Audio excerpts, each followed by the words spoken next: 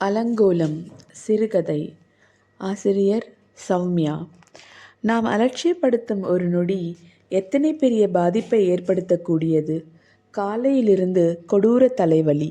ஒரு பக்கமாக கடப்பாறையில் குத்துவது போல் தலை தெரித்தது. அலுவலகத்தில் வேலையை தொடர முடியவில்லை. இந்த ஒற்றை தலைவலி பிறவியிலிருந்தே இருக்கிறதோ என எனக்கு சந்தேகம் உண்டு. நினைவு தெரிந்தது முதல் நான் அதிகம் பள்ளிக்கு விடுமுறை எடுத்தது இதனால்தான். ஆரம்பத்தில் வீட்டில் கூட யாரும் நம்பவில்லை. பள்ளிக்கு செல்ல முடைப்பட்டு பொய் சொல்வதாகத்தான் நினைத்தனர். ஆனால் முதல் மதிப்பெண் வாங்கும் நான் ஏன் பொய் சொல்லப் போகிறேன்? அப்படி ஒரு நாள் போகாவிடினும் அப்பாடங்கள் போய்விட்டதே என்று நான் புலம்பி அழுவதை கண்டுதான் அப்பா மருத்துவமனைக்கு அழைத்து போனார். அப்போதெல்லாம் பல நூறு பரிசோதனை மூலம் பணம் பிடுங்கும் பண்பாடு இல்லை. நீர் கோத்திருக்கும். வெயில்ல அலைய விடாதீங்க. பார்வை குறைபாடு காரணமாக இருக்கலாம். வேறு வேறு மருத்துவர்கள் வெவ்வேறு மாதிரி சொன்னார்கள். எல்லாம் சரியாகத்தான் இருக்கிறது என்று அறியவே 6 மாதங்கள் ஆகின. கடைசியாக மைக்ரேன் என்கின்ற ஒற்றை தலைவலி என முடிவானது. வலி நிவாரணிகளுக்கு கூட இந்த ஒற்றை தலைவலி தலை சாய்க்காது என்பதுதான் உள்ளதில் பெரும் கொடுமை. தாங்க முடியாமல் அலுவலகத்திலிருந்து முன்பே கிளம்பி வீடு வந்தேன். என்ன சீக்கிரம் வந்துட்ட? முக வேற வாடி இருக்கு. சமையலறையிலிருந்து எட்டி பார்த்து லேசாக பதறினாள் ஸ்னேகா. தலைவலி தான். இரு, காஃபி போட்டு தரேன். சூடாக குடி. கொண்டு போன லஞ்ச் என்ன பண்ண? அப்படியே இருக்கு. சரி, அது இருக்கட்டும். இப்போது சூடாக சமைச்சதை சாப்பிடு. இன்னைக்கு நரேனுக்கு எக்ஸாம். மதியம் வந்துடுவான். அதான் புலாவ் பண்ணுறேன். பெண்களுக்கு பெரும்பான்மை காலமும் என்ன சமைக்கலாம் என்ற பதற்றத்திலும் என்ன சமைத்தேன் என்ற பெருமையிலும் கழிந்து விடுகிறது. ஸ்னேகாவிடம் வேலைக்கு போகச் சொல்லி பார்த்து விட்டேன். அவளுக்கு விருப்பமில்லை. நரேனைத்தான் காரணமாக சொன்னாள். அவனை விட்டுவிட்டு போக பயம். ஊரில் எத்தனையோ பெண்கள் பிள்ளை பெற்று 6 மாதத்தில் காப்பகத்தில் விட்டுவிட்டு வேலைக்கு செல்கின்றனர். ஸ்னேகாவுக்கு அப்படியெல்லாம் விடுவது பொறுப்பற்ற செயல். 2 பேரில் யாராவது ஒருத்தர் குழந்தையை கண்காணிச்சிட்டே இருக்கணும். காலம் கெட்டு கிடக்கு. ஒவ்வொரு நியூஸும் கேட்கவே பயமாக இருக்கு என்பாள்.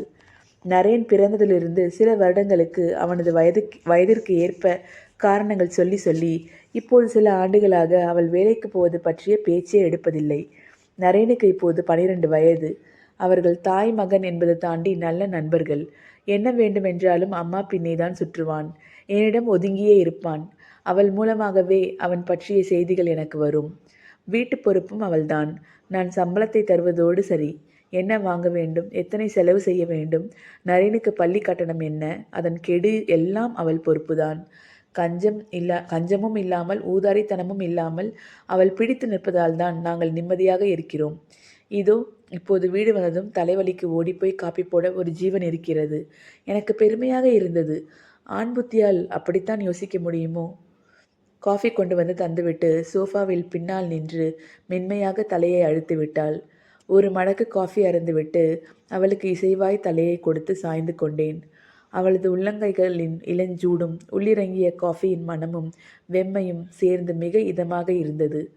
பெண்களின் கைகளுக்கு ஒரு மாய வித்தை இருக்கிறது. மெத்தென்ற கைகளால் நெற்றி பொட்டை அழுத்தி மெல்ல என் தலைமுடிக்குள் ஒரு துழாவி விட்டு மீண்டும் நெற்றியை ஒரு வருடல். வலி குறைந்ததா தெரியாது. ஆனால் அத்தீண்டல் நீடிக்க வேண்டும் என்றிருந்தது. ருசியாக சமைக்கும் கைகளுக்கு வளையல் பரிசளிக்க வேண்டும் என்பார்கள். உண்மையில் மயிர்காலுக்குள் ஊடுருவி கோதும் கரங்களுக்கு தான் அப்பரிசு பொருந்தும். கண்களை மூடிக்கொண்டேன். சுற்றி வந்து சோஃபாவில் என் அருகில் அமர்ந்து என்னை சாய்த்து மடியில் போட்டுக்கொண்டாள். என் உதடுகள் முணுமுணுத்தன. கல்யாணம் பண்ணுங்கடா, லைஃப் நல்லா இருக்கும். நரேன் வந்துடுவான். கதவை சாத்திட்டு வரட்டுமா? பொசுக்குன்னு மடியில் படுத்துட்ட. ஏறிடி, இப்போதானே மடியில் படுத்தேன். உடனே எந்திரிக்க சொல்லாத. ஒரு 5 நிமிஷம் இப்படியே படுத்துக்கிறேன். மடியில் படுக்கிறது என்ன அவ்வளோ பாவமா? பாவமெல்லாம் இல்லை. அவன் வந்து எங்கள் அம்மாடான்னு உன்னை கீழே தள்ள போகிறான். போடா, அவன் முதல்ல என் பொண்டாட்டின்னு சொல்லுவேன். சொக்கி கிடந்த என் நெற்றியில் முத்தமிட்டாள். ஈரமான உதடு பட்டதும் அத்தனை நேரம் இருந்த மயக்க நிலை விலகி என் புலன்கள் சட்டென விழித்து கொண்டன. கண்களை திறந்ததும் ஸ்னேகாவின் உதடுகள் மிக அருகில் தெரிந்தன. மெல்லிய உதடுகள், அதிக தடினமில்லாத அழுத்தமாய் 2 கோடு போட்டது போன்ற சன்ன உதடு. அழுத்தி முத்தம் வைத்தாலே தாங்குமோ என்று கல்யாணத்துக்கு முன் தோன்றி இருக்கிறது. முதல் நாளே பதில் கிடைத்து விட்டது. அந்த சன்ன உதடுகளில் இன்னும் சன்னமாக இருந்த வரிகளை அத்தனை நெருக்கத்தில் பார்த்த என்னால் கட்டுப்படுத்த முடியவில்லை. குனிந்திருந்த அவள் தலையை அப்படியே அழுத்தி என் பக்கம் இழுத்து அவளது உதட்டை கவ்வினேன். விலக முயன்றவளை இன்னும் வேகமாய் இழுத்தேன். அவள் உடல் எனக்கேற்ப வளைந்தது. 13 ஆண்டு காலமாக அது அப்படித்தான். தலைவலியோ, மனச்சோர்வோ, பணி அழுத்தமோ, ஏன் உயிர் பயமோ கூட அப்புறம் பார்க்கலாம் என்று ஒதுக்கி வைக்க காமத்தால் தான் முடியும். காமத்தால் மட்டுமே முடியும். பதிலுக்கு அவள் தந்தது வாகாக என் தாடையை பிடித்து உக்கிர முத்தம். பெண்ணுள் கிளறும் காமம் மெல்ல பற்றி நிதானமாக எரியக்கூடிய மெழுகை போல். ஆண் அதை பற்ற வைக்கும் தீக்குச்சியாக இருந்தால் போதும். அவள் பற்றி கொண்டாள். உதட்டை என் உதட்டிலிருந்து விலக்கி முகம் முழுக்க முத்தமிடத் தொடங்கினாள். பட்டென்று கதவு திறந்தது. நரேன். அதிர்ந்து சினேகா விலகினாள். நான் பதறி எழுந்தேன். ஆனாலும் பார்த்து விட்டான்.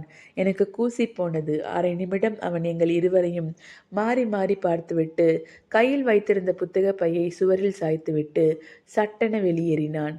நான் சினேகாவை பார்த்தேன். சற்றே நெகிழ்ந்திருந்த நைட்டியை வேகமாக சரி செய்திருந்தாள். அவள் கண்கள் கலங்கி இருந்தன. அவள் என்னை பார்த்த பார்வையில் ஒரு குற்றச்சாட்டு இருந்ததோ? சாரி ஸ்னேகா. இப்போ என்ன பண்ணுறது? அவன்கிட்ட என்ன சொல்கிறது? எனக்கும் கூச்சமாக தான் இருக்குது. அப்போவே கதவு தாழ் போடலான்னு சொன்னேன். நீ இப்படி திடீர்னு பண்ணுவேன்னு நினைக்கல. அப்படி என்ன அடங்காம? ஏண்டி, நீ தானே முதல்ல நெத்தியில் முத்தம் தந்த? தலைவலிக்குதேன்னு ஆறுதலுக்கு தந்தேன்.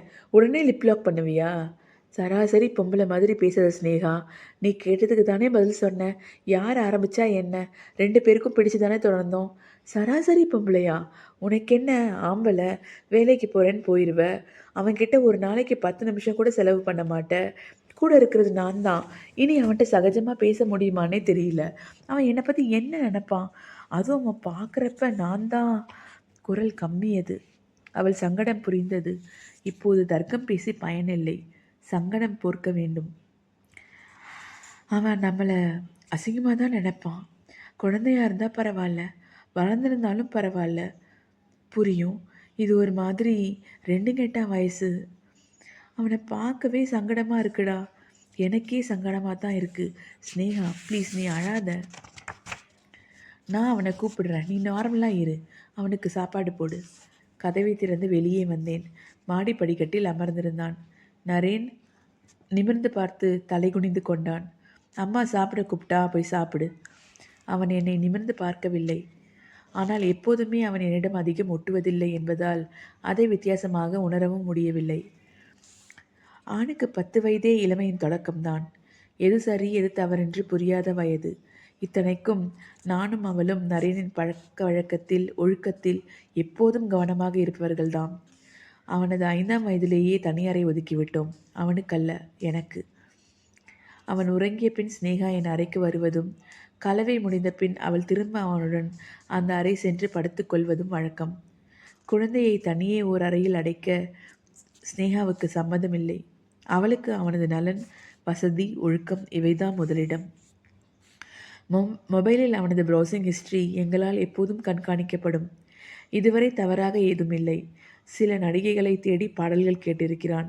அதற்கே ஸ்னேகா கொஞ்சம் பதறினாள். அது இயல்புதான் என்று நான் எடுத்து சொன்னேன். தாய்க்கு பிள்ளை எத்தனை வயதிலும் கைக்குழந்தைதான். இப்படி பார்த்து பார்த்து காபந்து பண்ணிய வளர்ப்பு இன்று எங்களாலேயே சேதமாகிவிட்டது. அவன் என்ன நினைப்பான்?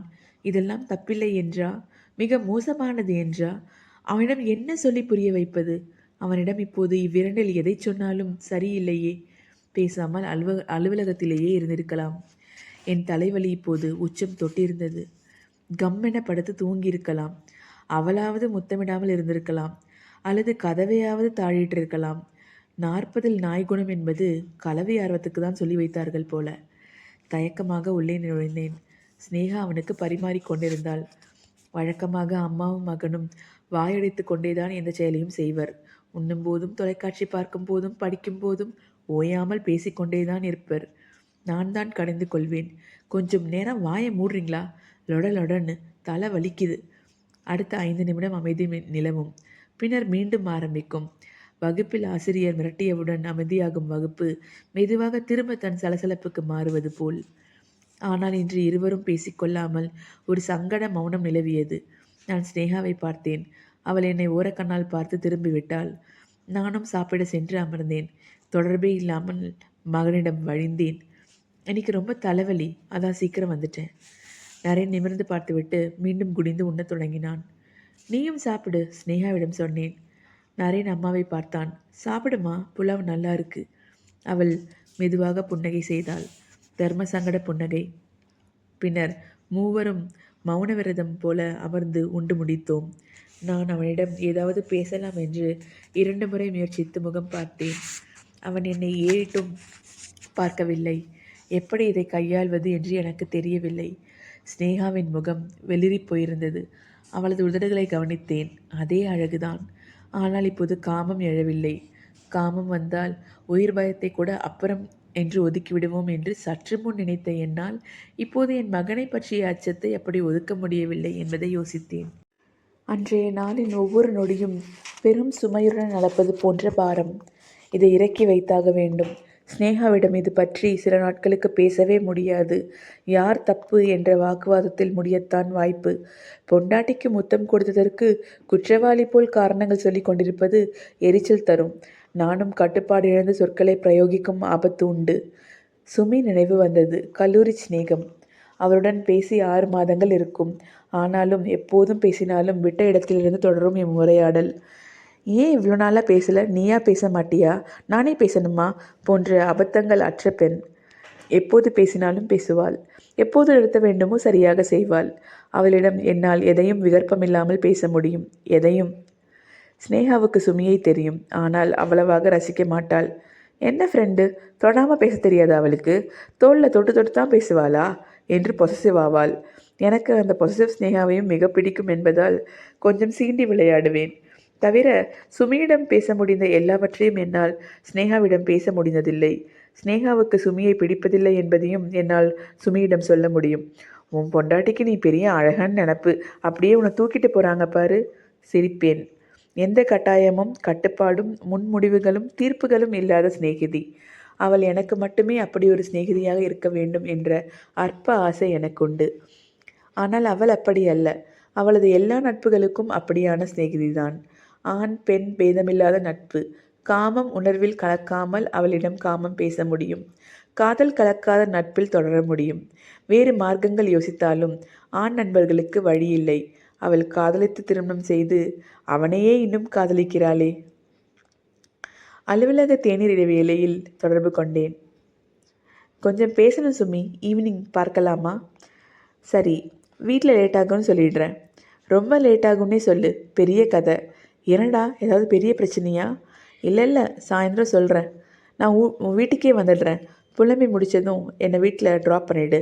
உன் பொராட்டிக்கு பயந்து பஸ்ஸில் போக சொன்னால் வண்டையாக கேட்பேன். வீட்டுக்கு வரியா? வீட்டுக்கு வரேன்னா வான்னு சொல்லாமல் ஷாக் ஆகிற ஸ்னேகாவுக்கு அவ்வளோ பயமா? சேச்ச, அவளே பாவம். என்னாச்சு? அவளுக்கு எதுவும் ஹெல்த் இஷ்யூ? இல்லை, இரு சொல்கிறேன். என்னை திட்டக்கூடாது. ஓவராக பில்டப் பண்ணாமல் சொல்லு. நேற்று காலையிலேருந்து ஒரே தலைவலி. டேய், உனக்கு போன ஜென்மத்திலேருந்தே தலைவலி தான். மேட்ருக்கு வா. அதை எப்படி சொல்கிறது? என்னடா, ஏதாவது இஎம்ஐ அப்படி இப்படின்னு? சீச்சி, அதெல்லாம் இல்லை. ஸ்னேகா கூட தான். புரியல. என்னை பார்த்தா உனக்கு கிறுக்கச்சி மாதிரி இருக்கா? அவள் கேலியும் மெல்லிய சிரிப்பும் உணர முடிந்தது. சரி, சொல்லி தொலைகிறேன். நாங்கள் கொஞ்சம் அலங்கோலமாக இருக்கிறத நரேன் பார்த்துட்டான். அவள் மிக சில நொடிகள் அமைதியாகி உடனே தெளிந்தாள். என்னடி அதுக்கு என்னன்ற? நானும் ஸ்னேகாவும் பைத்தியம் பிடிச்ச மாதிரி இருக்கோம். வீட்டில் பேச்சே இல்லை. நரேன்கிட்டையும் பேசலை. அவனை பார்க்கவே சங்கடமாக இருக்குது. லூசா நீ? முதல்ல அவன்கிட்ட சகஜமாக பேசுங்க. உனக்கும் ஸ்னேகாவுக்கும் இந்த விஷயம் புதுசு இல்லை. அவனுக்கு விஷயம் ஒருவேளை பழசாக இருந்தாலும் உங்கள் 2 பேரையும் இப்படி பார்த்தது புதுசு. அதனால் ஏற்படும் ஷாக் ஒரு பக்கம். மீறி வெளியே வர நினச்சாலும் சங்கோச்சம் விட்டு எப்படி பேசுகிறதுன்னு தெரியாத மனநிலை இருக்கலாம். ஏன்னா அவன் பார்த்ததை நீங்களும் பார்த்துட்டீங்கன்னு அவனுக்கு தெரியும். என்ன பேசுகிற? அவனுக்கு எப்படி விஷயம் பழசாக இருக்க முடியும்? சின்ன குழந்த. ஏண்டா, இத்தனை வருஷத்தில் ரோட்டில் நாய் கூடுறதையும் கோழிகள் இணை சேர்றதையும் அவன் பார்க்காமலா இருப்பான்? விஷயம் பழசு தான். தவிர இன்றைக்கி சினிமாலேயும் ஓடிடிலையும் இல்லாத விஷயம்னு ஏதாவது இருக்கா சொல்லு. அப்போ அவனை கூப்பிட்டு இதெல்லாம் நார்மல்னு சொல்லவா? அதெல்லாம் ஒரு ஆணியும் பிடுங்க வேண்டாம். எப்பவும் இயல்பாக என்ன பேசுவியோ அதை மட்டும் பேசு. ஸ்னேகாவும் அப்படி தான். எப்படியும் எப்படி ஜாலியாக பேசுவாளோ அப்படி. அப்போது இதை எப்படி அவனுக்கு புரிய வைக்கிறது? நீ என்னத்தை புரிய வைக்கிறது? அவனுக்கு இப்போவே கொஞ்சம் புரியும். மிச்சம் மீதிய உடம்பு தன் இயல்பில் அவனுக்கு அந்தந்த வயசில் என்ன ஏதுன்னு புரிய வச்சிடும். ஆனாலும் நீ பொசுக்குன்னு எதுனாலும் பேசிடுற சுமி. அப்புறம் நீ இப்போ அவனுக்கு செக்ஸ் எஜுகேஷன் தரப்போறியா? அது தேவைதான். ஆனால் இப்போ இதுக்கெல்லாம் விளக்கம் தராத. இது ஏதோ குற்றங்கிற எண்ணத்தை அவனுக்கு அது கொடுத்துரும். இது ஒரு விஷயமே இல்லைன்ற மாதிரி நடந்துக்கோங்க. அதுதான் அவனை இயல்பாக்கும். அவனை அவன் போக்கில் விட்டாலே தெளிஞ்சிருவான். ரொம்ப யோசிக்காமல் போகிறப்போ ஸ்வீட் வாங்கிட்டு போ வீட்டுக்கு. அவனுக்கு பக்லவா தான் ரொம்ப பிடிக்கும். நான் வாங்கிட்டு போக சொன்னது எனக்கு. ஈவினிங் வீட்டுக்கு வரேன். வெட்டினாள். நான் புன்னகையுடன் பக்லாவுடன் மினி ஜிலேபி வாங்கி போனேன். மாலை சொன்ன நேரத்துக்கு வீட்டுக்கு வந்திருந்தாள் சுமி. அவசர அவசரமாக ஓட்டையும் நடையுமாக வந்திருந்தாள். நீர்வீழ்ச்சி பின்னல் போட்டிருந்தாள். முன் நெற்றியோர சுருட்டை முடிகள் அவளுக்கு எப்போதும் அழகு. களைத்திருந்த வட்ட உருண்டை முகம் இன்னும் அதிகம் ஜொலிப்பது போல் இருந்தது. வன யட்சி போன்ற அழகி. ஆனால் அப்படியெல்லாம் எம்முள் தோற்றம் பற்றி புகழ்ந்து பேசிக்கொண்ட பழக்கமில்லை. என்ன ஃப்ரீ ஹேர் ட்ரை பண்ணியாக்கும்? ஆமாம், நல்லா இருக்குல்ல? டவ் ஆடில் வர மாதிரி. கூந்தலை கையால் அலைந்து விசிறிவிட்டாள். கொஞ்சம் கவலை மறந்து சிரித்தேன். நீ திருந்தலையா? டவ் விளம்பரத்தில் நல்லா தான் இருக்குது. ஆனால் உன் தலையை பார்த்தா ரேப் சீன் முடிஞ்சு வெளியே வர ஹீரோ தங்கச்சி கேரக்டர் மாதிரி இருக்குது. தூ, எருமை எருமை. அதற்குள் ஸ்னேகா சாமிக்கு விளக்கேற்றி விட்டு வெளியே வந்தவள் என்னை லேசாக முறைத்தபடியே சுமியை வரவேற்றாள். அதில் இன்முகத்துக்கு குறைவில்லை. மௌனமாக சோஃபாவில் அமர்ந்து கொண்டாள். நான் சூழலை இயல்பாக்க முயன்றேன். என்னடி இன்னும் குண்டாயிட்டே போகிற? அதுக்கு என்ன பண்ணுறது, முன்னமே குண்டு தான். இப்போ 2 பிள்ளை பெற்றாச்சு. சரி, இப்போ அதுக்கு வருத்தப்பட இங்கே வரல. எனக்கு வேலையில் ஒரு டவுட், அதான். நான் அழைத்தேன் என்பது ஸ்னேகாவுக்கு தெரியாமல் சமாளித்த சுமியை ரசித்தேன். ஆமாம், நரேன் உள்ள ஹோம்ஒர்க் பண்ணுறான். ஸ்னேகா தாழ்ந்த குரலில் கூறினாள். கூப்பிடுங்களேன், சுமி ஸ்னேகாவிடம் கேட்டாள். நரேன் வெளியே வந்தான். Hi aunty. அவனுக்கு அவளை பிடிக்கும். சரி, சுமியை யாருக்கு தான் பிடிக்காது? ஸ்கூல்ல இருந்து வந்ததும் ஹோம்ஒர்க்கா? கொஞ்சம் விளையாடலாம்ல? அம்மா ஹோம்ஒர்க் முடிச்சாதான் விளையாட விடுவாங்க. உங்ககிட்ட வளர்ந்தா பையனை சாமியார் ஆக்கிடுவீங்கடா. நாமெல்லாம் 90s கிட்ஸ். கூட்டு குடும்பத்திலேயோ ஒண்டி குடுத்தனங்கள்லேயோ வளர்ந்தவங்க. விளையாட யாராவது இருந்துக்கிட்டே இருப்பாங்க. இப்போ இவனை இப்படி அடைச்சி வச்சுருக்கீங்க. அம்மாவே என் கூட ஷட்டில் விளையாடுவாங்க. அவங்க எனக்கு நல்ல ஃப்ரெண்ட் ஆண்டி. இருந்தாலும் உன் ஏஜ் பசங்க கூட விளையாடுறது உனக்கு இன்னும் கன்வீனியண்ட்டாக இருக்கும்ல? அட்லீஸ்ட் ஒரு தம்பி தங்கச்சியாவது இருந்திருக்கலாம். எனக்கும் ஸ்னேகாவுக்கும் வாரி போட்டது, தூக்கி வாரி போட்டது. எரியும் தீயில் எண்ணெய் ஊற்றுகிறாள். நரேன் மெல்ல புன்னகைத்து, ஆமாம், என் கிளாஸில் ஒரு பையனுக்கு இப்போது 2 மாதம் முன்னாடி தங்கச்சி பாப்பா பிறந்துச்சு என்றான். சுமி பார்த்தாள். பாரா, அதுக்கு நீ ஏண்டா வைக்கப்படுற? நரேன் கூச்சப்பட்டான். சரி, ஒன்று கேட்குறேன். இப்போ உனக்கு தம்பியோ தங்கச்சியோ பிறந்தா ஓகேவா? ஒரு கணம் குழம்பி தெளிந்த நரேன், எனக்கு ஓகே தான். கிளாஸில் கொஞ்சம் கிண்டல் பண்ணுவாங்க, சைலண்ட்டாக சிரித்து கேலி செய்வாங்க. அவனை அப்படி தான் பண்ணுறாங்க. இதில் கேலி பேச என்ன இருக்குது? இவ்வளோ வயசுக்கு அப்புறம் அவங்க அம்மா அப்பாவுக்கு குழந்தை பிறந்திருக்குல்ல. அவனது ஓரப்பார்வை எங்கள் இருவரையும் வேகமாக பார்த்து கடந்தது. அதெல்லாம் அவங்கவுங்க பர்சனல்னு சொல்லிடணும். எங்கள் அப்பா அம்மா விருப்பம் அவங்க குழந்தை பெற்றுக்கிட்டாங்க. அந்த பையன் அப்படி தான் சொல்லணும். அதில் தலையிட எனக்கே உரிமை இல்லை. உங்களுக்கு என்னன்னு கேட்கணும். நாளைக்கு அந்த பையன்கிட்ட இதை சொல்லு. அவன் உன் ஃப்ரெண்டாக இல்லையான்றது முக்கியம் இல்லை. யாரானாலும் அவங்கக்கிட்ட தப்பில்லைன்னா அவங்களுக்கு சப்போர்ட் பண்ணணும். சங்கோஜமாக தலை சேர்த்தான் நரேன். அவன் உதற்றில் ஒரு கேலியும் நாணமும் கலந்த புன்னகை இருந்து கொண்டே இருந்தது. சட்டென சிரித்தபடி சொன்னான். ப்ரோடாடி படம் மாதிரி. அதில் இன்னும் மோசம். அவங்க பையனுக்கே கல்யாணம் பண்ணுற வயசு. நான் வியப்பாக பார்த்தேன். அவன் எப்போது இந்த படத்தை பார்த்தான்? யோசிக்கும்போது குடும்பமாக அமர்ந்து பார்த்து சிரித்த நினைவு வந்தது. அப்படம் பார்க்கும்போது அவனுக்கு 10 வயது. அதை இப்போதும் நினைவு வைத்து குறிப்பிடுகிறான். Smart boy. உனக்கு இருக்க மெச்சூரிட்டி அவனுக்கும் இருந்தால் போதும். கொஞ்சம் பெருமிதமாக புன்னகை செய்தான் நரேன். சரி, கொஞ்ச நேரம் ஏதாவது விளையாடிட்டு படிக்கப்போ. நான் உங்கள் அப்பா கிட்ட ஒர்க் விஷயமா ஒரு டவுட் கேட்கணும். விளையாட வரியாமா? நரேன் கண்களில் திரும்ப உற்சாகம் முளைப்பது போல் இருந்தது. நேற்றிலிருந்து வாடியிருந்த ஸ்னேகா மகன் முகத்தில் உற்சாகத்தை கண்டதும் சுமியுடன் நான் தனியாக பேசிக் கொண்டிருக்க போகும் நிகழ்வின் கடுப்பையும் மீறி வா போகலாம் என்று கிளம்பிவிட்டாள். சம்பிரதாயத்துக்கு சுமியிடம் காஃபி சாப்பிட்றீங்களா என்றாள். இல்லை, வரும்போது தான் குடித்தேன். வேணும்னா இவன் போட்டு தருவான். என்னை கை காட்டினாள். அடி பாவி என எண்ணிக்கொண்டேன். குடியிருப்பின் கீழுள்ள விளையாட்டு திடலுக்கு இருவரும் சென்றதும் சுமி என்னை பார்த்தாள். அவனுக்கு எல்லாம் தெரியுது, அவ்வளோதான். இது விஷயமே இல்லை. எப்படி சொல்கிற? ஃப்ரெண்டுக்கு தங்கச்சி பிறந்ததை சொல்கிறப்போ அவன் வெக்கப்படுறான்டா. பசங்க கேலி பண்ணுவாங்கன்றதுல தங்கச்சி ஒரு விஷயமே இல்லை. அந்த பையனோட அப்பா அம்மா கலவை தான் காரணம். அப்பட்டமாக கேலி பேசிக்கிறாங்க பசங்க. ஸோ நரேனுக்கு இதெல்லாம் தெரியாதுன்னு இல்லை. ஒரு சின்ன அதிர்ச்சி இருந்திருக்கு, அவ்வளோதான். ஆனால் அவனுக்கு எப்படி தெரியுது? நாங்கள் அவ்வளோ ஸ்ட்ரிக்டாக இருக்கோமே. அவன் ப்ரௌசிங் ஹிஸ்ட்ரி கூட. முதல்ல அதுவே தப்பு. ப்ரௌசர்னு ஒன்று இல்லாத காலத்தில் நம்ம சின்ன பிள்ளையில பார்க்காத சீனா. எங்கள் மாமா அத்தையே நான் பார்த்துருக்கேன். அப்போல்லாம் கூட்டு குடும்பம், சிறிய வீடு, அக்கம் பக்கம்னு ஏதாச்சும் ஒன்று கண்ணில் படும். இப்போது அதுக்கு வாய்ப்பில்லாத காலத்தில் நெட்டு உதவுது. எந்த தலைமுறைக்கும் அந்த வயசு வரும்போது அது பற்றின அறிவும் புரிதலும் கொஞ்சம் கொஞ்சமாக வந்துடும். கண்டோ கேட்டோ அனுபவித்தோ. உனக்கு ஃப்ரெண்ட்ஸ் எதுவும் சொன்னது இல்லையா என்ன? நானும் பார்த்துருக்கேன். எங்கள் அம்மா அப்பாவையே பார்த்துருக்கேன். அப்போது அது என்னை ரொம்ப பாதிச்சுது. எங்கள் அப்பாவை ரொம்ப கெட்டவர்னு நினச்சேன். சினிமா வில்லன் மாதிரி அம்மாவை துன்புறுத்துறார் அப்படி இப்படின்னு. அதான் இப்போ பயமாக இருக்குது. எவ்வளோ நாளைக்கு நினச்ச? அடுத்த எக்ஸாமில் ஃபர்ஸ்ட் ரேங்க் வாங்கின உனக்கு கிரிக்கெட் பேட் வாங்கி தந்ததும் வில்லன் அப்பா ஹீரோ ஆயிட்டார்ல. குழந்தைகளுக்கு புதுசாக பார்க்கும் கேட்கும் எல்லாத்துலேயும் நல்லதாவோ கெட்டதாவோ ஏதாவது பாதிப்பு இருக்கும். அதெல்லாம் கற்றுதானே வளர முடியும். நாம் கண்காணிக்க வேண்டியது அவங்க தவறான பாதையில் போகிறாங்களா, இல்லைன்னா அவங்கள இது மூலமாக யாராவது அப்யூஸ் பண்ணுறாங்களான்னு தான். பொத்தி பொத்தி அவனை வளர்த்தி என்ன பண்ண போகிற? அதுதான் அவனை குட்டிச்சவராக்கும்.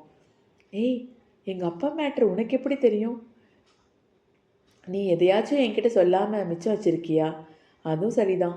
அப்போது அவனும் நார்மல் ஆகிடுவான்ல. ஏற்கனவே ஆகிட்டான். ஆனால் இதை மறக்க மாட்டான். இப்போ நம்ம மறந்துட்டோமா? அது பரவாயில்ல. வயசாகி நாம் வளரும்போது நம்ம பிள்ளைங்களுக்கும் அந்த சம்பவம் நினப்பு வரும். அப்போது சிரிச்சுப்பாங்க, அவ்வளோதான். தேங்க்ஸ் டி. ஆமாம், உங்கள் மாமா அத்தை கதையை நீ சொல்லவே இல்லையே. ஆம்பளைங்க திருந்தவே மாட்டிங்களா? அதை இப்போ கேட்டு என்ன ஆக போகுது? சும்மா ஒரு ஜென்ரல் நாலேஜ் தான். எங்கள் மாமா அத்தை எங்கள் வீட்டுக்கு வந்தப்போ கொஞ்சம் நெருக்கமாக இருந்ததை ஒரு நாள் நைட் பார்த்துட்டேன். அதை எங்கள் பாட்டியும் பார்த்துருக்கும் போல். காலையில் எங்கள் அத்தைக்கிட்ட கேட்டுச்சு. என் காதில் விழலைன்னு நினச்சி கிசு கிசுன்னு. ஏண்டி, சின்ன பிள்ளைங்க இருக்க இடத்துல இப்படியா நடந்துப்பீங்க? நீ தான் புருஷன்ட்ட சொல்லணும். அதுக்கு எங்கள் அத்தை திருப்பி கேட்டுச்சு. பெரியக்கா மாசமாக இருக்கும்போது நீயும் மாசமாக இருந்தியம்மா, அப்போ நீ உன் புருஷன்கிட்ட சொல்லலையா? உங்கள் அத்தை உனக்கு மேலே இருக்கும் போல். எங்கள் பாட்டி அதுக்கும் மேலே. உங்கள் அப்பாவை ஒன்றும் சொல்லாத, நான் கையை பிடிச்சி இழுத்தா அந்த பாவப்பட்ட மனுஷன் என்ன மீறவா முடியும்னுச்சு எங்கள் அத்தைக்கிட்ட. அடி பாவிகளா, உனக்கு இந்த குசுமெல்லாம் எங்கேருந்து வந்துச்சு இப்போ தான் புரியுது. இதெல்லாம் எல்லாருக்கும் நடக்கும். நமக்கு நடக்கிறப்போ கடந்துடுற நம்மளால் நம்ம பிள்ளைங்களுக்கு நடக்கிறப்போ கடக்க முடியறதில்ல. அது நியாயம்தான். ஆனால் கில்ட்லாம் வேண்டாம், நிம்மதியாக இரு. ஆனால் கொஞ்சம் கவனமாகவும் இரு இனிமே. குறும்பாய் சிரித்தாள். வழியனுப்ப கீழே வந்தபோது ஸ்னேகாவும் நரேனும் சிரித்து பேசியபடி ஷட்டில் ஆடிக்கொண்டிருந்தனர். நிம்மதியாக உணர்ந்தேன். நான் ட்ராப் பண்ணுறேன். இல்லை, நான் ரொம்ப லேட்டாகும்னு நினச்சேன். இது சப்ப மேட்டர், சட்டுன்னு முடிஞ்சுது. நானே போய்க்கிறேன். உன் பொண்டாட்டி வேற என்னை முறைக்கிறா. அவள் கிளம்பியதும் ஸ்னேகா அருகில் வந்தாள். இப்போ அவள் எதுக்கு வந்தா? அவளுக்கு வேலை டவுட்னா ஃபோன்லேயே பேசி தீர்த்துக்க வேண்டியது தானே. அவளும் அவள் சிரிப்போம். இருக்கிற ப்ரெஷர் தெரியாமல் அவள் பாட்டுக்கு வந்து சின்ன குழந்தைகிட்ட தம்பி வேணுமா தங்கச்சி வேணுமான்ட்டு கிடக்கா. நான் வாய் திறக்கும் முன் நரேன் கத்தினான். அம்மா வாமா, பாதியில் போயிட்டேன். இருடா வரேன். என்னை பார்த்தாள். நைட் உனக்கு இருக்கு, தூங்கிடாத. விளையாட சென்று விட்டாள். தூங்கிடாத என்று சொல்லும் பொழுது சுழித்த சன்ன உதடுகளின் அழகை ரசிக்காமல் இருக்க முடியவில்லை. அதில் எனக்கேதும் ரகசிய செய்தி இருந்ததா என யோசித்து சிரித்து கொண்டேன்.